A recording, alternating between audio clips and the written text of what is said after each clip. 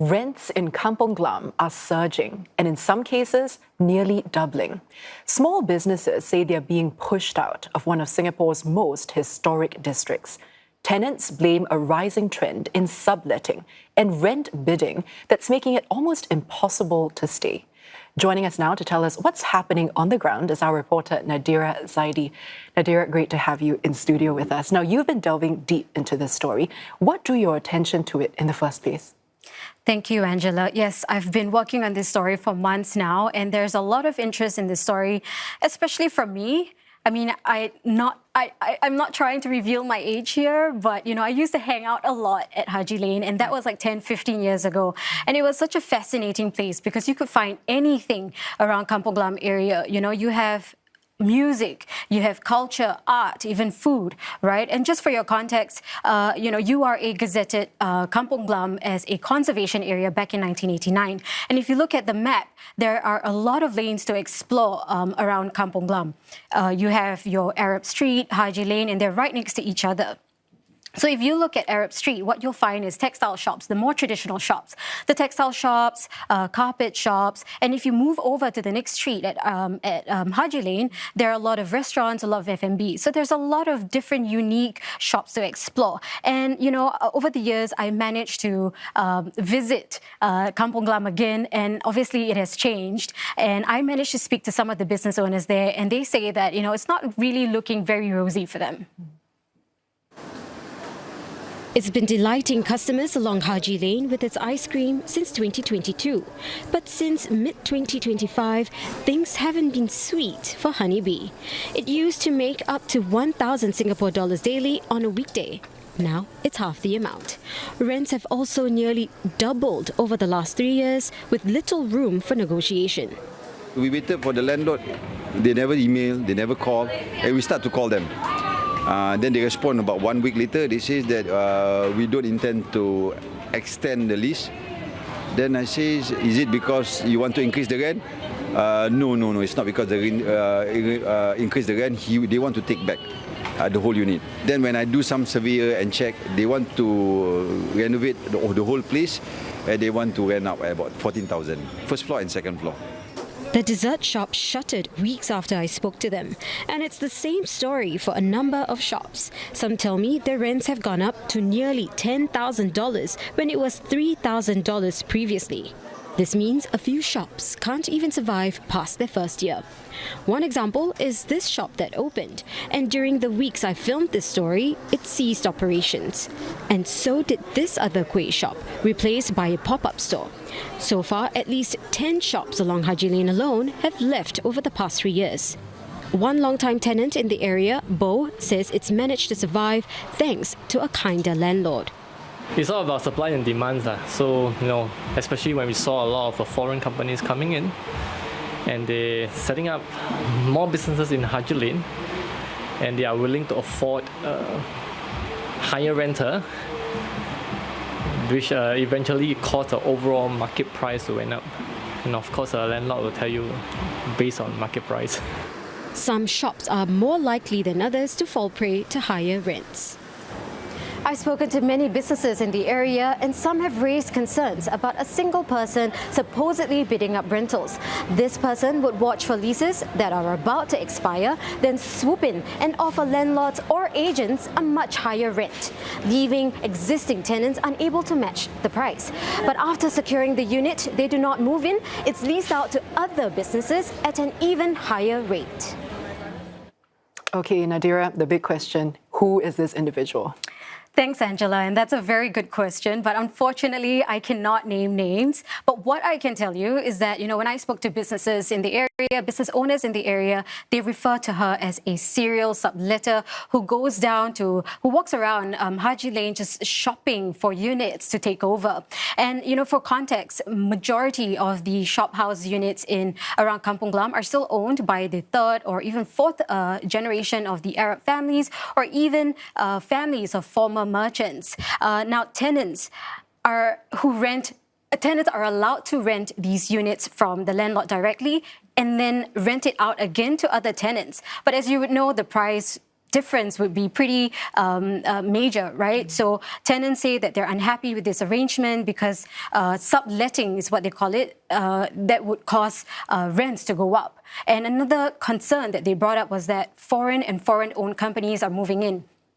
Now, when I walked the ground around Haji Lane, around Kampong Glam area, I noticed more foreign-owned companies like, you know, your Bing Shui, your Mi Shui, but there are other companies moving in as well.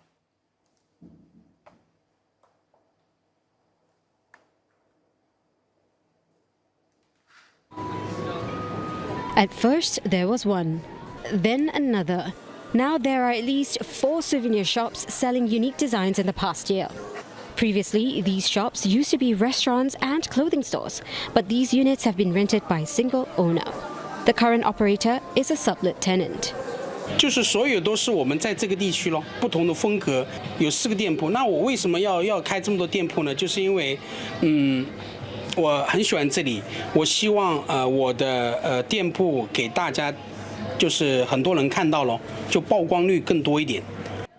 With busloads of tourists that come by, the newcomer makes about 10,000 Singapore dollars a day during peak seasons. That's enough to cover the roughly $60,000 monthly total rent for all units.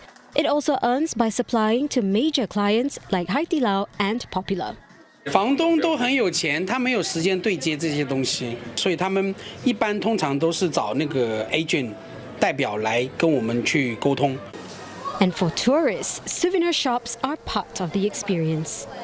Everybody say that it's a place for tourists, and there's a lot of fun, cute stuff and gift shop, and I really want to go to thrifting. Oh, the shopping, the selection, you feel so immersed in the culture, you know, like it's right here.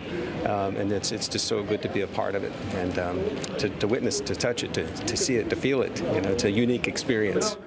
Also here to capture the tourist dollar along Haji Lane are these trending Korean-style photo studios. They offer self-photo booths with different themes. Among the roughly 79 units along Haji Lane, there are about 6 such shops. At the start, we picked Haji Lane was because it was a central location, and also there was a good mix of local and tourists. Still, it's not a bed of roses for the new members along the street. Already, rising rentals and stiff competition are starting to chew at profits. It has closed 1 shop, leaving 2 left. I feel like there's a good and bad to it. It's a double-edged sword because it's known as the photo booth street. Then when people want to come and take photo booth, they will think of Haji Lane. Yeah, but then it also I would say negatively affect the variety here. People say might as well call it photo booth lane instead of Haji Lane. Yep. So based on my research, my investigation, what I found was that, you know, businesses that cater to tourists, this is like your photo booths or your souvenir shops, they tend to do better or survive better along Haji Lane. And just to give you an idea, there are about 79 units along Haji Lane and about 10 of them are these photo booths or souvenir shops. So that's roughly 15% of the total number of shops along Haji Lane. And, you know, this is just Kampong Glam alone. If you look at other districts, they're kind of facing the same trend. Recent reports show that Joo Chiat is facing some sort of over-tourism. You know, residents are raising concerns that tour buses are overcrowding or even blocking the roads. And, you know, I managed to speak to a property consultancy firm, Colliers, and they said that tourism arrivals is one of the major reasons why rents is going up. Now, tourism is great, of course, but we know that it has an impact on businesses. And, you know, if you compare it to other conservation areas like your Chinatown, Little India, the rents at Kampong Glam has risen significantly. In fact, 25% compared to Little India and Chinatown at 5%. So that's a major difference. And, of course, this is comparing yearly median rates in 2023 and 2025. Now, besides tourism, we should also look at location.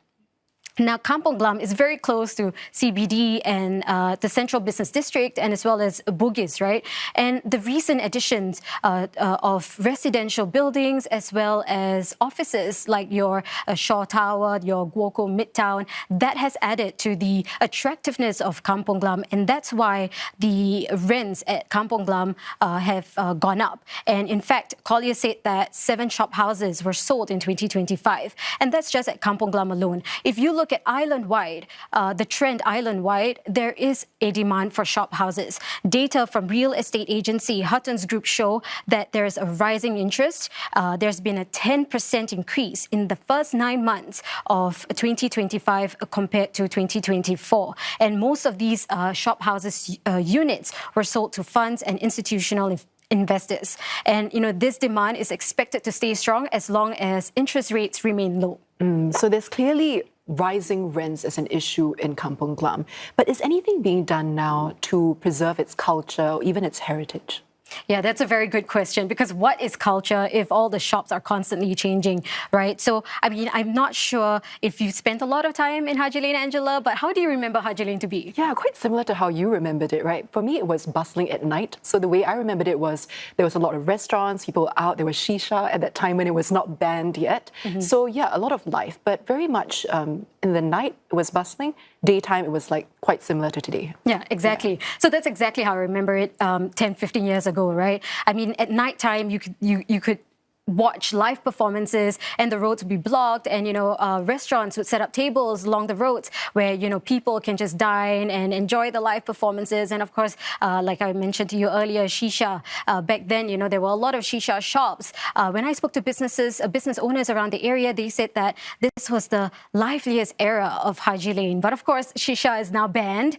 But to answer that question about culture, I actually spoke to Kampong Gelam Alliance. Now they are a group of business owners, residents, and even cultural institutions. And what they're trying to do is to keep the Kampong Glam vibrant, to make the place alive again. So the first thing to note is that Kampong Glam Alliance, or KGA for short, they don't control rents. So they leave it to market forces, right? But, what they can do is actually speak to landlords. They facilitate conversations with the landlords to tell them about culture, to talk to them about rents, the struggles of business owners. And, obviously the feedback is that the key to rising rents is to increase footfall. So that is the main thing, right? But to increase footfall, KGA plans to go beyond the weekend road closures at Bussorah Street and Baghdad Street and try to make it daily. Now, they hope by doing this, it would increase vibrancy, right? And I've been to some of these, when they block the roads, they put up shows, traditional performances, and I've been to this, and it's such a great experience because you see, like when I was there with my family, my parents were speaking to my niece and nephews, they're like 3 or 4 years old, and just, sharing cultural knowledge with them. Like, back then, this, I used to listen to this music, and it's a great opportunity to exchange. It connects the generations. Exactly. Yeah, so that's what they're planning to do. And also they're planning to work with business owners, with shops to organize activities. So for example, one of the photo booth shops that I spoke with, they said that during Ramadan period, they would organize events and, try and get like Ramadan themed photo booths so that people can all get involved. Activities like this that they're trying to organize.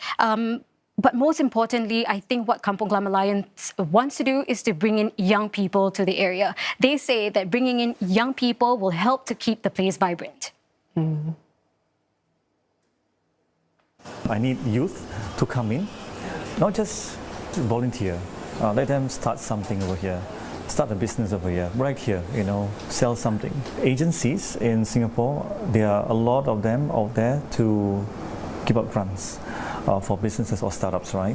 We can do like events, work with agencies, bring in schools, MOE schools, secondary schools, primary schools to do a tour in Kampong Glam and let them know what they are missing, because sometimes I feel you need to be on the ground.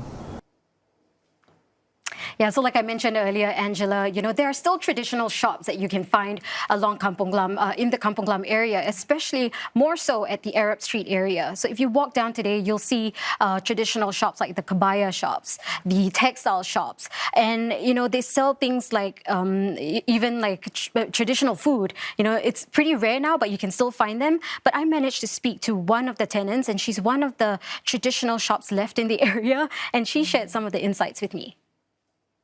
If you compare like those 30, 40 years ago, there's so much changes over time.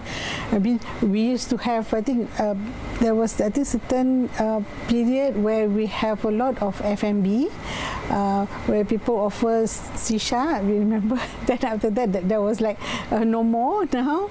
But see, there are a lot of F&B here. But those old shops that sell fabrics, I think they are like left only a few. Miss Zahra owns this pre-war shop that's been here selling traditional batik and kabayas to 4 generations of customers. An icon in Kampong Glam. It's one of the few remaining shop of its kind in the area. Rising rents and lack of successes have shuttered many heritage businesses like hers. Toko Aljunied is still standing because she owns the building. She understands the business realities on the ground. Lifestyles have changed and many young people do not wear or use traditional items daily. But she still worries about the Malay-Muslim culture being diluted and wants to work with tour guides to feature the place more accurately. We also work with stakeholders we used to have one Kampong Glam, now the Kampong Gelam Alliance. So we have exhibition of kabaya, and also we have like a fashion show of kabaya.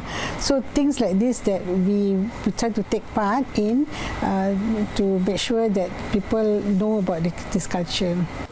And while she welcomes less traditional shops entering Kampong Glam, she says too many will not be great for culture preservation of the district. So Nadirah, we hear that there's very real and legitimate concerns about dilution of culture.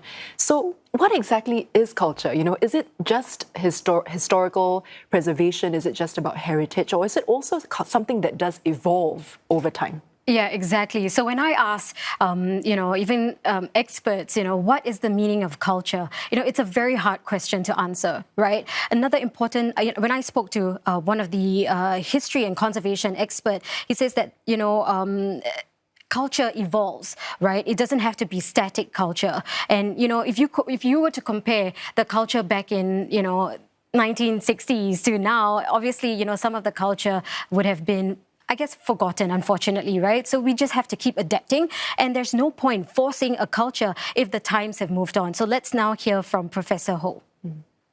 Heritage conservation is not to preserve the past and making it like a museum. Heritage business is also not going to cater to the tourists itself. But I think heritage should also look forward to the future. And so how we create, how we do the intangible side of heritage with the tangible, the shop houses, the malls and so on. That I think is what we need to help create. Yeah, so I think, I'm not sure what you think about all this, Angela, but I think the takeaway for me is that culture must be lived. I mean, what do you think? Yeah, I do feel it's a mix of both. You have to preserve something that means a lot to people across the generations, but it's also about being a bit open-minded. Correct, allowing for culture to evolve with time as well. So it's that very, very delicate balance. Yes, exactly. That's exactly my thoughts as well. Even as things don't look good the same today, you still have to take time to appreciate your culture, to understand your culture, and of course, support these local businesses in these, cultural districts, including Kampong Glam, Little India, and Chinatown. I think that is the most important takeaway for me as well. Right, and thank you for bringing this issue to light as well. I've been speaking with Nadirah Zaidi, who is our reporter, chatting about the rising rent for businesses at Kampong Glam.